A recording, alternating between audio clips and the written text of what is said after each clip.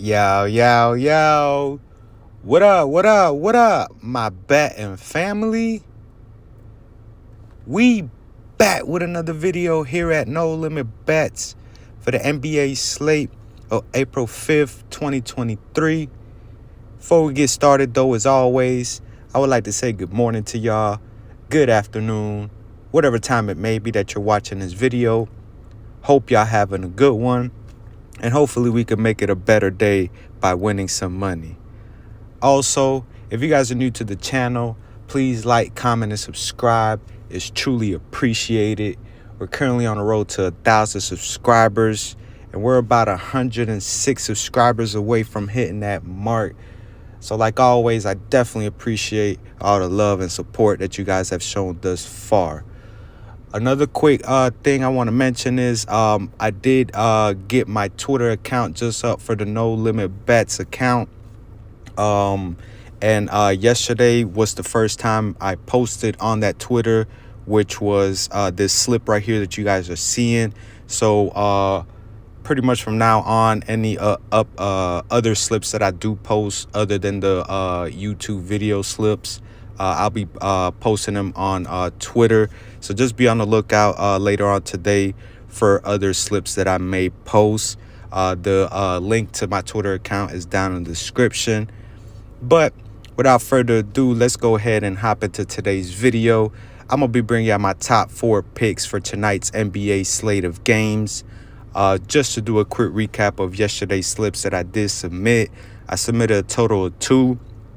Obviously, this one was the best one. As you guys could see, we were able to go 5-1, taking advantage of that Taco Tuesday Embiid discount. But it really didn't matter, as Embiid ended up scoring 50-plus points. So even his regular line would have hit. Tyler Hero just comes up short with 18 points. We needed one more bucket for him to get the full sweep. Vucevic was just barely able to get over. Pau Banchero had a good game with 34.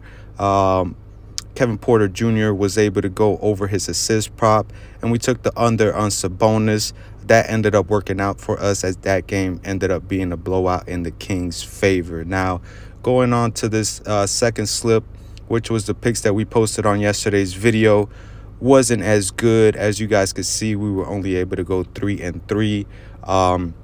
DeMar DeRozan, the first half, he was pretty much struggling. He started off very, very slow, picked it up a little bit in the second half, but by that time it was a little too late for what he did, as he was only able to end up with 21. And the Hawks, without Trae Young, were able to kind of blow out DeRozan and the Bulls. I mean, it was kind of a close game or whatnot, where they played their regular minutes, but it just never really was in the favors of the Bulls that game. But he ended up missing. We also had Bam Adebayo over 27.5 points and rebounds. He also comes up short with only 22, only grabbing 4 boards. Didn't have one single rebound in the first half, so it was definitely disappointing to see that. Moving on to James Harden, he was just barely able to make it over with 20 points. As I just mentioned, this was the Embiid game, as he drops, I believe, 52 points. But luckily, James Harden was able to chip in 20 points. We also have Valanciunas over 11.5 rebounds. He only ends up with 8. As this was a blowout, as I mentioned earlier, in the Kings' favor, so he didn't get to see his full minutes. We also had Steph Curry over 41.5 PRAs. He was able to hit his over. And then we had Cat over 29.5 points and rebounds. He was also able to hit his over, mostly in rebounds. He had a big rebounding game, but he was able to green for us. So a 3-3 day. Definitely neutral. Obviously on PrizePicks, it's a losing slip, so we definitely look to bounce back here today. So let's go ahead and get started with my top 4 picks. For my first pick, I'm going to be going to the points and assists category, And I'm going to be going down to the Kings and Mavs game. And I'm going to be taking Luka Doncic over 40.5 points and assists. Now, with this one here, I definitely expect a big game from Luka and hopefully Kyrie. Both of them have big games, as with OKC losing last night. The Mavs are now a half a game behind OKC for that 10th seed and the last play-in spot. So I definitely expect a big game from Luka and Kyrie to be to give the Mavs a chance, get a dub here tonight and see what happens in the last 2 games of the regular season. But all in all, as we know, the Kings like to push the pace. They're a fast-paced team, high-scoring team. So I expect this to be a high-scoring game. And Luka should have his way, as I don't really see the Mavs having a legit defender to slow him down. Also, for the season, the Kings are allowing the 4th most assists per game to opposing point guards.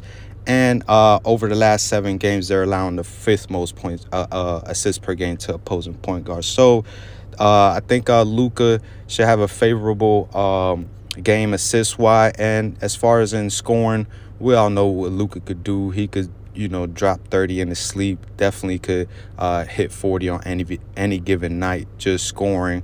So I'm going to be rocking with Luka. Expect a big game from him tonight. So I'm going to be rocking with him for my first pick. For my second pick, I'm going to be going to the points category. And I'm going to be going down to the Celtics and Toronto game. I'm going to be taking the only prop from that game, and it's Pascal Siakam over 21.5 points. Now, over his last 5, he is averaging above this line at 23.4, hitting the over in 3 out of his last 5 games. Now, against the Celtics, he's hit this over in 3 straight against them, and 5 of his last 7, he's hit the over. Now, over his last 3 games, he scored 40 points, 29, and 29. Now, the 2 29-point games came in the earlier matchups this season. Also, Toronto is currently tied with the Hawks for that 8th seed. So I definitely also expect a productive game, at least 22 points, obviously, from Siakam, as whoever gets that 8th seed pretty much at least gets the home court advantage for that first play-in game. And then depending moving forward to that second play-in game, if they win, and depending on if the 9th seed wins, then they'll get home court advantage on the 10th seed. They'll get home court advantage in both of the play-in games. So I definitely expect Siakam to bring his A game against the Boston, as he has been recently doing so against them. So I'm going to be taking Pascal Siakam over 21.5 points for my second pick. For my third pick, I'm going to be sticking to the points prop. I'm going to be going back up to one of the earliest games, the Pacers against the Knicks. This is pretty much the only game that doesn't include a team that has been on a back-to-back. A lot of teams that are on tonight's NBA slate played last night, so there are a lot of teams on the second night of a back-to-back. This is not one of those games, as both the Knicks and the Pacers had the day off yesterday. So I'm going to be taking Benedict Mathurin over 18.5 points. Now, over his last 5, as you guys can see, he's averaging right at this line with 18.6, hitting the over in 3 out of his last 5 games. Now, the one with this one, I do kind of want to just scratch out that Atlanta game where he only scored 4 points, because his last 4 games have been without Tyrese Halliburton, as I'm assuming they pretty much have shut him down for the season. And Mathurin has been inserted into the starting lineup. And over his last 4 games, he's averaged 22.2 points per game. As you guys can see, he has scored 26 against Dallas, 29 against the Bucks, and then 19 against Cleveland. He did only have a 15-point game against OKC. But against the Knicks this season in 2 games, coming off the bench, He scored 15 points and 20 points. Obviously, this game, he's going to see more minutes, more opportunities, as he's pretty much now their go-to scorer, their best scorer that they have in their lineup. And over the last 7 games, the Knicks are allowing the third most points per game to opposing shooting guards, which is the position that Mathurin has been starting as of late. So I think he should have a good game, definitely get us at least 19. And I'm going to be rocking with him for my third pick. And for my fourth and last pick, I'm going to stick to the same game, but I'm going to go to the points and rebounds category. And I'm going to be taking Mitchell Robinson over 16.5 points and rebounds. Now, the main thing with this one is that Julius Randle is more than likely going to be out for this game as well. Julius Randle has played all season, every single game except the last 2. And over the last 2 games that Julius Randle has not played, Mitchell Robinson has averaged 21.5 points and rebounds.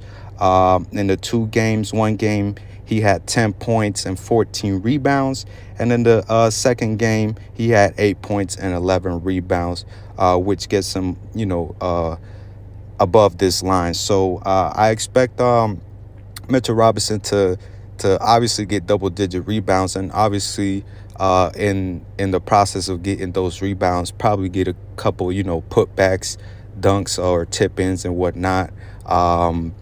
And also with this one, for the season, the Pacers are allowing the 4th most points per game and the 4th most rebounds to game to opposing centers.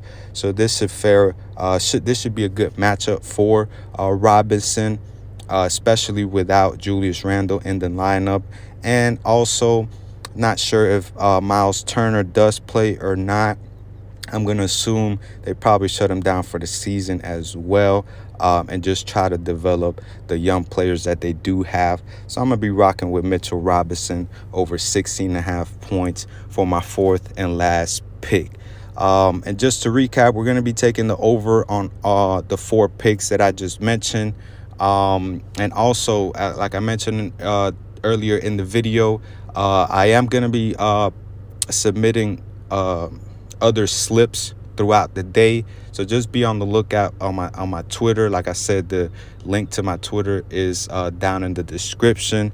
And here at No Limit Bets, we like to go with the low risk, high reward. So I'm gonna be placing a $5 entry for the possibility to win $50. So I'm gonna go ahead and place that entry. And that's going to be it for today's video, y'all. Y'all have a good rest of your day. Enjoy the games tonight, and we'll be back here tomorrow. Let's get this money.